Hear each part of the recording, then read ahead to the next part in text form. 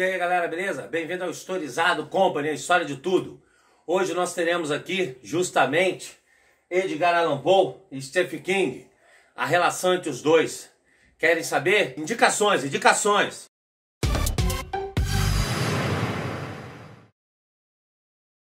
Bem galera, nós vamos ver agora um pouco a relação entre Stephen King, um dos grandes mestres do terror contemporâneo do século XX, e Edgar Allan Poe, na indicação de hoje, um dos grandes mestres do terror do século XIX, nos Estados Unidos, sucesso na Europa.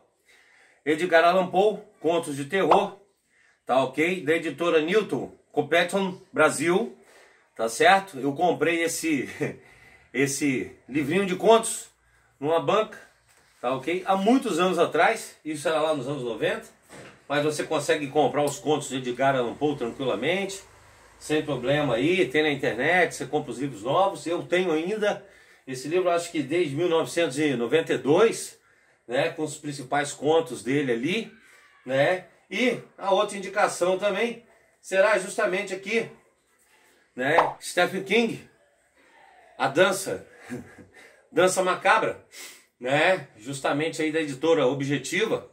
E aí nós vamos justamente ver a relação de Stephen King, digamos assim, quase 100 anos depois, com Edgar Allan Poe. Edgar Allan Poe, ele nasceu nos Estados Unidos no início do século XIX e veio a falecer em meados do século XIX. Uma morte sem muita explicação, né? Não sabia se foi por causa da bebida ou por causa de droga, né? Também na época a tuberculose matou a esposa dele, poderia ter sido. No século XIX a tuberculose foi uma doença que assolou o mundo, né? não só os Estados Unidos. E o Poe, ele vai ter uma vida não muito fácil, né? Ele vai viver como um escritor, ele vai tentar viver como escritor, vai chegar a trabalhar em editoras, jornais e publicar os próprios contos. Ele seria, né, de certa forma, um autor, um poeta, um editor crítico da arte como um todo. Ele vai fazer parte do romantismo nos Estados Unidos, no século XIX. Na literatura, o romantismo está presente na Europa, aqui no Brasil, também nos Estados Unidos, mas ele vai pegando uma tendência no romantismo mais gótico. Isso vai fazendo um pouco mais de sucesso. Ele pega uma tendência mais policial e também até de ficção científica. Olha só, Poe chega a trabalhar uma concepção de ficção científica, trazer um pouco mais desse gênero no século XIX, que começa a se desenvolver. Ele traz em seus contos, em suas histórias, né? Mas o que mais tem sucesso são suas obras góticas, dando essa ideia do terror, de ser um dos primeiros grandes escritores do terror, né? Então os amantes do terror não tem como não gostar, né, de Edgar Allan Poe. Edgar Allan Poe tem, né, o seu grande conto, né, The Raven, que seria o Corvo, é um dos mais famosos. E ele gostava de trabalhar com esse terror um pouco policial, como eu falei, às vezes exagerando na ficção científica, mas trabalhando com, de certa forma, mais com o corpo humano mesmo, com a vida humana. Edgar Allan Poe, ele não tem uma vontade de trabalhar com um didatismo, né? Não existe uma didática, um didatismo para ele, ou alegorias. Ele vai criando as suas histórias e seus personagens e vai desenvolvendo tudo aquilo. E aí existe uma peça, ou seja, a filosofia da composição, que Edgar Allan Poe explica, né, o método que ele usou para criar a mais famosa, o Corvo. Quando se fala em Edgar Allan Poe, se fala em um corvo.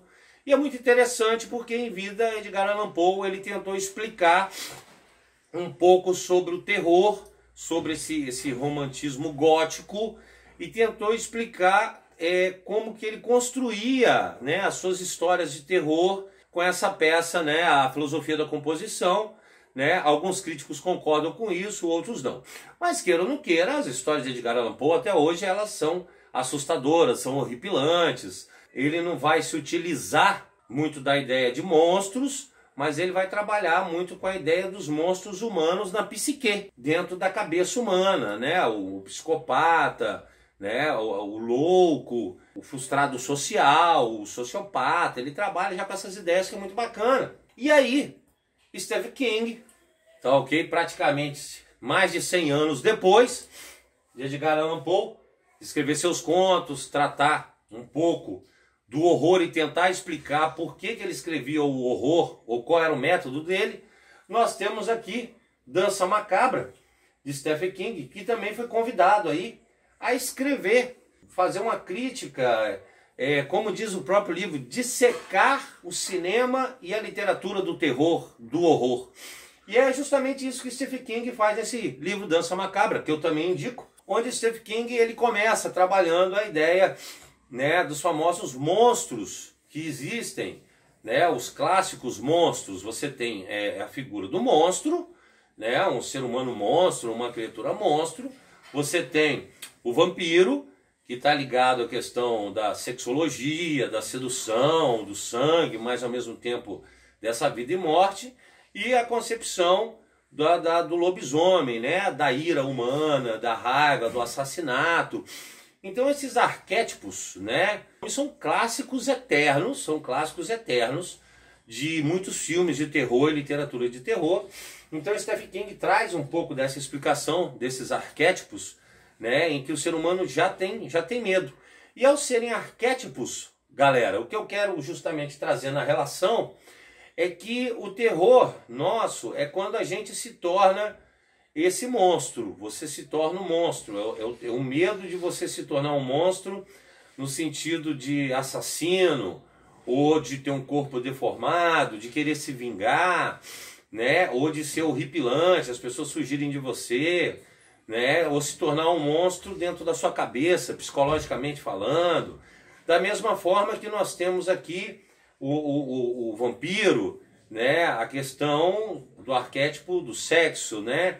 Se você vai se tornar um pervertido, um pedófilo, né? A questão de ser hétero, homo, bissexual, né? A questão do sangue, o tipo de sexo que você gosta. O vampiro traz um pouco disso também da nossa mente, né? E o lobisomem, que é, no caso, a ira, né? Você vir com a sua ira, você se transformar numa figura de ira, de raiva, você ser um assassino, você sair matando, você matar pessoas que você ama sem saber, como acontece, né, com muitos lobisomens. Então é bacana porque em Dança Macabra, Stephen King ele vai falando um pouco dos filmes de terror que existe, fala dos arquétipos, e ele fala aqui também da forma que ele construiu, muitas vezes, as suas histórias de terror, que são horripilantes. Ele também mexe muito com essa questão psicológica da pessoa, e ele, tanto o King quanto o Edgar Allan Poe, tem uma coisa em comum, que é justamente para ter qualidade no trabalho, seria justamente assim, você concentrar num feito específico. É você fazer a pessoa sentir medo, ela sentir o horror que existe dentro dela, ela achar esse horror dentro dela, na mente dela. Compreenderam? Porque às vezes o que é o horror para um não é o horror para o outro. Então um trabalho de qualidade ele tem que atingir esse horror, né? Senão às vezes cabe até para o campo da comédia.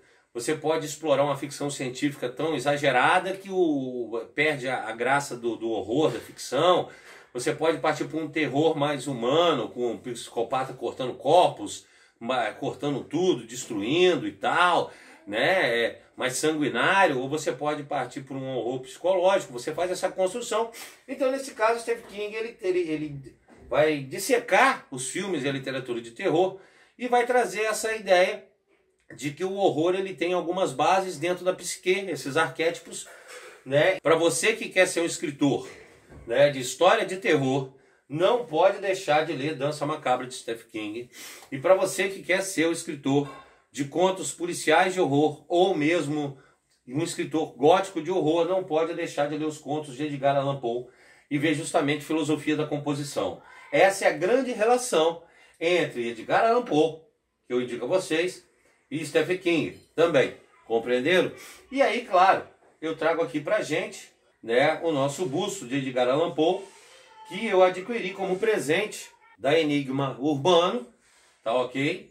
Que o Ramon, ele é o grande mentor da Enigma Urbano e é meu parceiro aqui no Historizado também, né, fazendo as edições para mim e a gente trabalhando com algumas ideias junto. Então você tem o Edgar Allan Poe, ele produz várias peças, vale a pena entrar lá, procurar a página né, no YouTube do Enigma Urbano, tá ok? Fazer contato e encomendar a sua peça de terror ou qualquer outra peça, compreenderam?